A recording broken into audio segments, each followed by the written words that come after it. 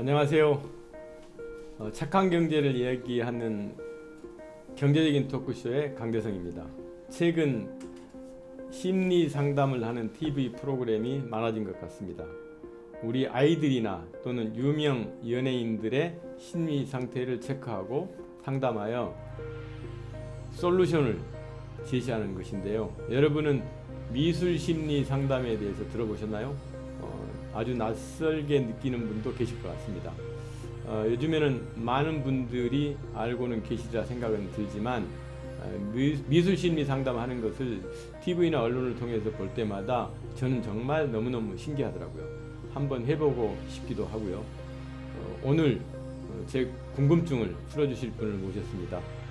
미술 심리 상담가이면서 제로 베이스트 샵을 운영하시는 투잡러 권려원 대표님 모셨습니다. 안녕하세요. 안녕하세요. 반갑습니다. 반갑습니다.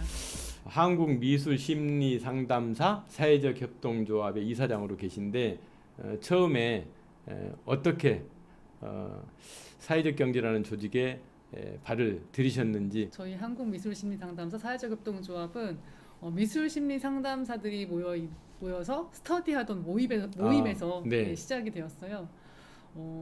미술심리상담사가 되려고 이제 자격증도 취득하고 그 이후에 이제 전문가 과정에서 임상도 네. 하고 그다음에 공부도 하고 그랬던 와중에 있었는데 공부는 오랫동안 하고 비용도 많이 들이고 시간과 네. 비용을 아주 많이 투자했는데 일자리가 별로 없는 거예요. 네네. 네. 그래서 고민을 좀 많이 했었죠. 다들 한 30명 정도가 모여 있었는데 그러던 와중에 이제 제가 그 협동조합이라는 것에 대해서 알게 됐어요. 네. 그래서 여성인력개발센터에서 협동조합이라는 이제 그런 것들이 있다는 걸 알게 되고 딱 보니까는 우리 같은 모임에 아주 적합한 네. 그런 그 조직이더라고요. 그래서 제가 제안을 했죠. 모임에 우리 이거 한번 해보자. 일자리를 뭐 그냥 앉아서 기다리지 말고 우리가 나서서 만들어보자. 새로운 일자리를 만들어 보자. 그러니까 다들 뭐 좋다. 네. 그래서 이제 출자금을 모으고 또 관련된 워크숍이나 또 이제 그런 컨설팅도 받고 네. 그렇게 해서 시작이 됐는데 처음에 그 잘 뭘 모르니까 컨설팅을 통해서 정관도 만들고 네. 사업계획서 작성도 했거든요. 그래서 이제 처음에 저희가 이제 어떤 부처를 갈까 고민하다가 보건복지부를 가게 됐어요. 네네. 그런데 이제 뭐 미술 심리 상담만으로는 안 된다는 또 이제 그런 또 얘기를 듣게 돼가지고 그 이후에 교육과학기술부, 그다음에 여성가족부, 여러 부처를 노크를 하셨군요. 그다음에 재정기획부 이렇게 막 돌다가 3년이 걸렸어요. 그 과정에서 3년 만에 보건복지부로 다시 돌아와서 다시. 인가를 받게 되었습니다. 그래서 근데 그렇게 어려웠던 이유가 그 협동조합이 아닌 네. 사회적 협동조합으로 인가를 네네. 받으려고 시도를 했었기 때문이거든요. 그 협동조합은 어떻게 보면은 쉽게 생각하면은 뭐 합법화된 동업 그렇죠. 그런 시스템이라서 네. 협동조합은 뭐 그 보조금 사업이라든지 네. 학교 사업을 할 수가 없거든요. 네네. 그래서 저희는 이제 상담이고 교육이다 보니까 사회적 협동조합을 꼭 그 하고 싶더라고요. 그래서 이제 힘들지만 오랜 시간을 투자해서 사회적 협동조합으로 인가를 받았고 이후에 예상했던 대로 학교나 보조금 네. 사업을 할 수 있게 되었죠. 지금 근데 네. 그 이쪽 상담사분들이 몇 분이나 계세요? 저희 조합원은 8명이고요. 8분. 회원은 250명 정도 돼요. 250명. 네. 거기 남성, 여성 다 섞여 있을 거 아니에요? 남성분 계신데 10%도 안 돼요. 10%도 안 네. 되고. 예를 들어서 지금 저도 뭐 10살짜리 손주가 있는데 네. 이렇게 막 그냥 그림을 그렸어요. 네. 그럼 그걸 갖다가 대표님께 드리면 네. 지금 이 아이의 심리 상태가 어떤지 그냥 판독이 되십니까? 아니요. 안 돼요? 그거를 판독을 한다면 네. 할 수는 있어요. 아. 네, 왜냐면 그 각 그림의 컬러나 네. 모양마다 상징이 다 있어요. 그래서 그거를 다 외우거든요. 하지만 그거만 가지고서 해석을 할 경우에는 정말 그냥 단편적인 부분만 보는 거고 가장 중요한 거는 그림을 보면서 면담하는 거예요. 네, 그린 사람과 같이 네. 이거는 왜 이렇게 그렸는지 어떤 이제 그 과정에서 사실은 이제 그게 읽히는 거 해석되는 거지 그거만 그림만 딱 보고 네. 해석해내는 거는 조금 어렵죠. 그 요즘 이제 중년층들이 네. 젊은층도 젊은층의 문제지만 중년층들이 방황을 많이 한 것 같아요. 그러니까 이게 내가 언제 예를 들어서 이 은퇴를 언제 해야 될지, 또 은퇴 후에 2라운드를 뭘 할지, 네. 또 직장 내에서는 내가 언제 속된 말로 잘릴지 네. 등등 고민이 많은 것 같은데, 그 중년층 대상으로 한 마음 건강 스타트업 교실 이런 걸 네, 네, 운영하셨잖아요. 네, 네, 네. 그래서 이 프로그램이 어떤 건지 좀 시청자들께 설명을 네. 좀 해주시죠. 그런 중년층 대상의 그런 상담들은 집단 상담도 그렇고 개인 상담도 그렇고 기업을 통해서 하기도 해요. 근데 이제 이번 것은 그 지자체에서 지원을 해주는 그런 사업이었어요. 그래서 중장년층을 위한 정신 건강, 네. 이제 그런 것들을 돌봄하는 그런 사업이었는데 동단위로 내가 좀 힘들다 하시는 예. 분들한테 신청을 받았어요. 음흠. 그래서 같이 집단 5명 집단이 이제 미술 심리 상담을 받는 네. 이제 그런 거였는데 정신건강 복지센터 보건소 안에 있는 네. 이제 그곳에서 시행을 했었고, 이분들은 사실은 이제 정신과 치료나 약물 치료를 하기 전 단계, 네. 그러니까 한번 약물 치료까지 가야 되나 하시는 분들이 이제 이걸 한번 받아보시고 네. 좀 심각하다 했을 때는 약물 치료로 넘어가는 이제 아. 그 전 단계의 수업이었어요. 그 작년에 제가 기억하기로는 공동주택 네. 같이 살림 프로젝트. 네, 네, 네. 요새는 그러니까 함께 살아야 되는데 네. 너무 정말 다 따로 국밥이 돼가지고 좀 걱정인데 네. 그거 제가 쭉 들여다보니까 아트자이 아파트, 북카페 공작소, 들범 공작소, 소통 공작소, 생소한 단어들이 엄청 많더라고요. 저한테는 생소했어요. 네, 네. 그래서 이게 어떤 프로젝트인지 같이 살림은 공동주택, 다시 네. 말해서 아파트에서 사회적 경제를 실현해 보는 거예요. 네네. 그러니까 완전히 삶과 밀착된 생활 네. 밀착형 사회적 경제를 실현해 보자는 취지에서 서울시에서 이제 시작한 이제 그런 사회적 경제 기업 네. 만들기 프로젝트예요. 그래서 저희 회사에서 19년, 20년, 21년 이렇게 3년 동안 이걸 함께 했는데, 아파트에서 주민들끼리 모여서 우리 아파트에서 어떤 문제가 있는지 네. 그 문제를 발굴해내고 스스로 해결해 나가는 과정을 중간 지원 조직인 저희가 돕는 거예요. 네네. 네. 그런 프로그램이었죠. 이름들 참 재밌게 지었던 네, 것 같아요. 같이 살림. 네, 아주 좋죠. 그 사회적 기업들 만나면 이제 제일 고민이 판로 개척이잖아요. 판로 개척. 네, 그렇죠. 정말 그 네. 중요한 것 같은데 제가 이제 쭉 그 우리 대표님 활동상 보면서 느꼈던 게 이제 온라인으로 만나는 사회적 네. 경제 한마당, 소셜 포켓 해서 라이브 커머스까지 네. 진행하셨던 것 같은데 주로 성과가 어땠고 어떤 상품들을 주로 파셨는지 그런 게 또 궁금하네요. 그 사회적 경제 기업들이 오프라인으로 원래 이제 사회적 경제 한마당이라고 네. 이제 자기들의 상품들을 이제 좀 내놓고, 전시해 놓고 네. 그렇게 그 구청 앞마당에서 네네. 하는 행사가 있었는데, 그거를 이제 온라인으로 해야만 하는 상황에 이제 있었어요. 그래서 온라인으로 우리 한번 해보자. 네. 그래서 그냥 쉽게 생각하면은 홈쇼핑이에요. 네네, 홈쇼핑. 네, 네, 홈쇼핑을 실시간으로 하는 거였는데 대표님이 쇼 호스트 역할 하신 것 같은데. 한 시간 정도 쇼호스트 네. 했는데 뭐 판매는 10개 뭐 이렇게밖에 네. 안 되고요. 저희는 이제 상담을 하다 보니까 네. 뭐 상담, 뭐 부부 상담, 네. 커플 상담, 뭐 1회, 2회에 얼마, 네. 그리고 뭐 집단 상담, 뭐 이렇게 해갖고 네. 이제 그거를 이제 상품화해서 판매를 했는데 네. 홍보는 많이 됐어요. 네. 근데 판매는 많이 되지 않았고 일단 판매는 됐었기 때문에 오셔갖고 상담 받으신 분들 네. 계시긴 하죠. 네. 그 제로 웨이스트 샵 네. 운영하신다고 들었는데 2021년 9월 제 네. 기억이 맞나 모르겠는데 네, 맞아요. 그때 밑자인 네. 밑자인이라는 간판 달고 개소를 하셨는데 네. 밑자인 뜻도 궁금하고 네. 밑자인도 여기도 물건을 파는 것 같은데 어떤 네, 물건을 맞아요. 파는지 궁금한 게 한두 가지가 아닙니다 오늘. 네. 먼저 그러면 밑자인이 네. 무슨 뜻인지 먼저 말씀드릴게요. 밑자인은 독일어로 더불어 함께 있음이란 뜻이에요. 더불어 그래서, 함께 있음. 이 그 샵 네이밍을 어떻게 할까 네. 엄청나게 고민을 했거든요. 그러다가 저는 이제 세계의 존재라는 단어를 사용하고 싶었어요. 네. 그래서 세계의 존재라고 샵 이름을 하고 싶은데 사람들이 이제 만류를 하는 거죠. 네. 세계의 존재가 뭐냐? 존재 너무 어렵다. 그래서 색인의 존재가 달리 이제 해보면은 밑자인이라는 독일어로 또 말을 할 수 있거든요. 네네. 그러니까 밑자인이 함께 있음이에요. 그래서 더불어 함께 있는 게 그냥 있는 게 아니라 더불어 함께 있음이에요. 네. 그래서 이제 그런 그 이름으로 네이밍을 하였고 더불어 함께 있으면 이제 많은 의미가 있죠. 저는 이제 같이 하는 거니까. 네. 네. 그리고 이 샵에서는 지금 이제 친환경 제품을 팔고 있어요. 친환경. 네, 그래서 모두 생분해되는 그런 그 제로 웨이스트 샵이에요. 음. 그런 것들을 판매를 하고 있고요. 지금 뭐 매출은 그렇게 많이 나오진 않고 많이 있습니다. 나올 거예요. 왜냐하면 지금 이제 ESG 네. 경영을 하면서 결국 소비자들의 관심이 이제 ESG에 많이 돌아섰기 때문에 네. 저는 뭐 대표님 지금까지 홍보하고 이런 거 하셨던 것 보면 이제 뭐 ESG 저는 광풍이 불었다고 표현을 보통 하는데 네. 그러면 어느 정도 이제 소비자들이 인지만 하면 그쪽에 많은 소비를 할 것 같아요. 네. 저희는 이제 교육 컨텐츠들이 많다 보니까 이제 제로 웨이스트 샵을 기반으로 이제 환경에 관련된 네네. 뭐 생태 교육이라든지 뭐 기후 위기 그런 관련된 수업들을 이제 네. 많이 하고 있어요. 네.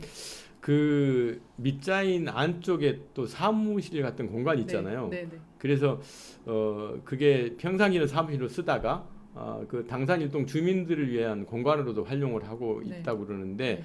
주로 어떻게 그러면 사무실은 알겠는데 당산일동 주민들은 이 공간을 어떻게 활용을 하는 거예요?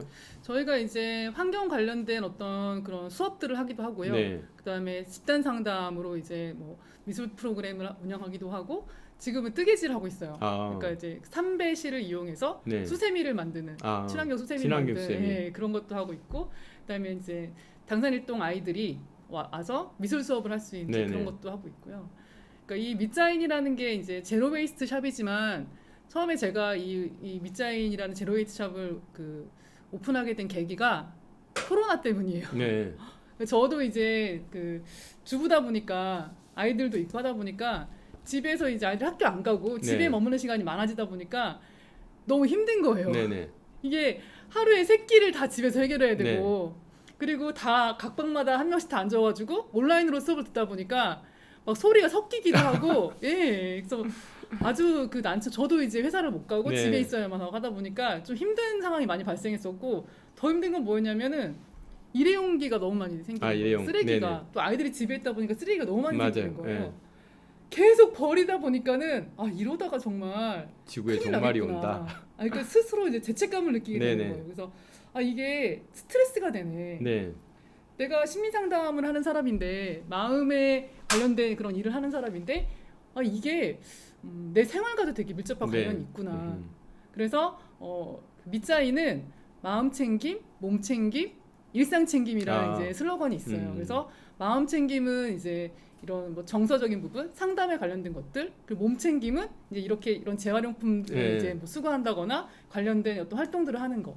그리고 내 몸과 마음이 또 다르지 않기 때문에 네네. 일상에서 또 벗어날 수 없기 때문에 이런 것들이 다 이제 내가 생활에서 사용하는 그런 생활용품들 네네. 그리고 내 마음을 챙기고 몸을 챙기는 것들 이게 다 같이 조화롭게 되어야지만 좀 잘 살 수 있겠더라고요. 네. 그래서 이제 그런 취지에서 생각하다 보니까 제로 웨이스트 샵까지 이제 오픈이 됐고 그게 이제 보통 이제 사업 다각화를 할 때 네. 이게 수평적 다각화냐 수직적 다각화냐 이런 네. 이야기를 많이 하는데 지금 우리 대표님께서 처음에 이제 미술 심리 상담을 하셨잖아요. 네. 근데 갑자기 제로 웨이스 샵이 이제 등장을 했단 말이에요. 네. 어떻게 보면 전혀 다른 업종인 것 같은데 이게 어떻게 연관이 될까? 네. 분명히 어떤 연관성이 있어서 대표님이 사업을 그런 식으로 이제 네. 확장을 하신 것 같은데 네. 어떤 연관성이 있나요? 저희가 사업적인 측면에서 보면은 수업을 하는 이제 그런 노하우가 있잖아요. 그리고 영업력도 있다 보니까 그쪽에 이제 미술 심리 상담을 베이스로 하는 어떤 뭐 진로 직업 체험 활동이라든지 미술 활동, 그다음에 책 읽기 네네. 그런 것까지 다 같이 하면서 그 미술 도구들을 가지고 활동을 하면서 네네. 수업을 하거든요. 네네. 그게 저희의 큰 강점이거든요. 근데 제로 베이스 샵에 관련된 생태 수업은 같아요. 재료를 가지고 수업을 할 수 있고 그다음에 뭔가 이제 아이들한테 전달하는 이제 그런 역할도 선생님들이 이미 다들 훈련이 다 잘 되어 있기 때문에 사업적인 측면에서는 이제 약간 확장이 되는 거죠. 네네. 네. 그리고 이제 또 뭐 내용적인 측면에서는 아까 말씀드렸듯이 일상 챙김이라는 게 내가 건강하고 행복해지는 거는 네. 마음만으로는 안 되는 거고 네네. 그리고 몸도 건강해야 되고 그리고 일상에서 내가 삶을 살아가는 것도 뭔가 좀 안정적이고 네. 내가 만족스러워야 되는 거거든요. 이제 그런 것들이 다 같이 하나로 묶여 있다는 생각을 하다 보니까 이것도 우리가 할 수 있겠다라는 생각을 하게 된 거죠. 그 대표님 원래 패션 디자이너 네. 맞죠? 네네네 맞습니다. 패션 디자이너시고 대표님 취미는 공부고 온갖 공부 많이 막 하시잖아요. 지금도 하시는 것 같고 네네네. 소크라테스가 죽을 때까지 공부하라 그랬는데 아 그랬나요? 네, 맞아요. 네. 그 저희는 뭐 죽을 때까지 공부를 해야 치매도 안 걸리고 막 그러는데 그건 맞죠. 그래서 패션 디자이너의 또 공부가 취미시고 힐링을 위해서 여러 가지 일도 해보시고 그러는데 네. 앞으로의 대표님 계획 궁금한데요. 큰 꿈을 꾼다기보다는 저는 우선 이 사회적 협동조합을 안정화시키고 싶어요. 네.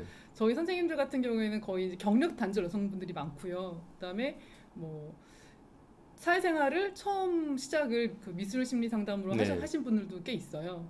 그런데 이제 정말 석사 학위가 있다 하더라도 그렇게 원하는 만큼의 그런 정도의 직업적인 그런 만족감을 느끼면서 일하시는 경우가 참 드물어요. 그리고 내가 어떤 상담 센터를 운영한다고 해도 그게 그렇게 많은 또 그 경제적인 또 충족을 주지 못하고 그렇기 때문에 그 선생님들이 우리 그 사회적 협동조합을 통해서 원하시는 것들을 좀 그 충족시킬 수 있는 그런 상태로 되게 안정화를 좀 시켜보고 싶어요. 제가 시작부터 지금까지 계속 이사장으로 있거든요. 아 그래요? 거기는 정관이 장기 집권에도 문제가 없나 보네. 조금 있으면 이제는 이제 임기 만료가 이제 다가오는데요. 저는 제가 좀 이제 이사장을 안 하고 그만하고 다른 이제 이사장님이 오셔가지고 제가 없어도 잘 운영되는 그런 사회적 협동조합으로 이제 사회적 협동조합이 좀 이렇게 안정화가 됐으면 좋겠어요. 이사장의 책무 중에 하나가 후계자 육성이거든요. 지금 막 육성하고 있는데 사회적 협동조합 운영하는 게 되게 어렵거든요. 그렇죠. 사실. 근데 없어지지 않고 아직까지 유지되는 것만으로도 저는 대표님 만족하지만 오늘 이야기 들어보니까 참 여러 가지 어려운 점도 많고 잘 극복해서 오늘까지 오셨는데 지금 이 순간에도 이제 사회적 경제에 진입하고자 하는 특히 이제 여성분들이 가정일 돌보랴 이렇게 또 이제 뭔가 사회적 기업 창업하려 정말 그 바쁘거든요. 힘들고 그런 분들께 한 말씀 선배로서 사회적 경제 한 말씀 해주시죠. 사회적 경제는 같이 하는 거거든요. 나 혼자만 할 수 있는 게 아니고 더불어 같이 하는 건데 저는 이제 회사에서 그러니까 디자이너로 그렇게 일을 할 때는 사실 이제 누군가 같이 물론 하는 거였지만 제 잘난 맛을 살았던 것 같아요. 혼자 막 이제 하면은 그만큼 성과가 나오고 그게 이 세상의 전부인 줄 알았죠. 그런데 이제 저도 이제 중간에 출산과 그리고 이제 권고사직 이런 또 아픔들이 있었거든요. 그러면서 이제 미술심리 상담을 배우게 됐고 그때는 정말 너무 힘들었지만 이제 와서 보니 전화위복이었죠. 그래서 지금 훨씬 더 삶에 만족하고 살게 될 수 있었던 것이 바로 그 아픔이었거든요. 되돌아보면은 되게 잘했다 싶지만 또 그 당시에는 많이 힘들었거든요. 그렇다 해도 그냥 저는 단순하게 그냥 말씀드릴게요. 세상에 공짜는 없다. 저는 불변의 진리라고 생각해요. 그냥 오늘 아무것도 하지 않으면 내일은 아무 일도 벌어지지 않잖아요. 그것처럼 그냥 내가 뭔가 하고 싶은 게 있으시다면은 지금 바로 일단 시작해 보시는 게 중요한 것 같아요. 그 지금 이제 대표님하고 이렇게 토크쇼 진행하다 보니까 주위를 돌아보면 정말 요즘 마음이 아픈 사람도 많고 또 인간들이 너무 지구를 후손들이 써야 될 지구를 빌려 쓰는데 그 지구를 이자만 가지고 써야 되는데 원금을 갖다 써버리는 이런 그래서 지구도 아파요. 그런데 대표님 하시는 게 사람의 어떤 마음 아픈 것도 치료를 해주고 지구의 아픔도 치료하는 제로 웨이스트 샵 운영하고 참 가치 있는 일 하신 것 같아서 오늘 대단히 의미 있는 시간 가진 것 같습니다. 긴 시간 감사합니다. 고맙습니다. 대표님. 감사합니다.